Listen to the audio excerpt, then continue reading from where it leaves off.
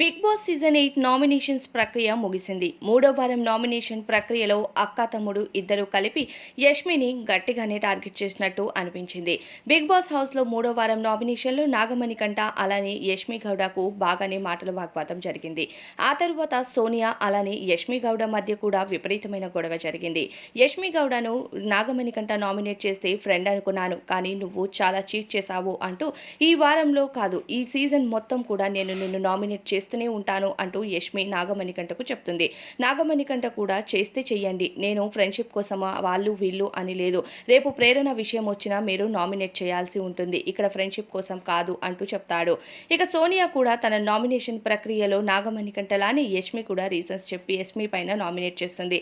యష్మి కూడా అభయ్ అలానే పృథ్వీ నిఖిల్ తో ఉండటం కాదు, క్లాన్లో నువ్వంటూ ఏది చేసింది లేదు అంటూ మాట్లాడేసరికి ఇంకా సోనియా కూడా చాలా సాఫ్ట్గా నామినేట్ చేసేస్తుంది. కానీ సోనియా ఎమోషనల్ అయ్యి ఫైర్ అవ్వదు. కాకపోతే యష్మి మాత్రం ఘోరంగా ఫైర్ అయిపోతుంది. ఈ మధ్యలోనే సోనియా అలానే నిఖిల్ ఇద్దరు గుసగుసలాడుకుంటూ ఉంటే బిగ్ బాస్ వీళ్ళిద్దరికీ కూడా గట్టిగా ఇచ్చి పడేస్తాడు.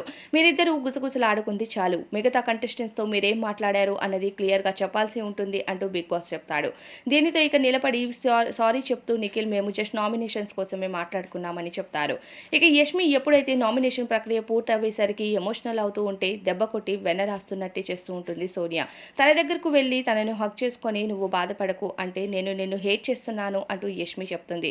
నువ్వు హేట్ చేసినా తీసుకుంటాను, నువ్వేది చేసినా తీసుకుంటాను, ఇది నామినేషన్స్, నాకంటే ముందు చాలా మంది నిన్ను నామినేట్ చేశారు, అప్పుడు నువ్వు బాధపడలేదు, నా కోసం మాత్రమే బాధపడుతున్నావు, నువ్వన్న మాటలకి నేను కూడా బాధపడతాను, సరే వదిలేసి, ఇది నామినేషన్, నువ్వు నన్ను ఎలా తీసుకున్నా పర్వాలేదు, నేను నిన్ను హేట్ చేయట్లేదు అంటూ చెప్తుంది.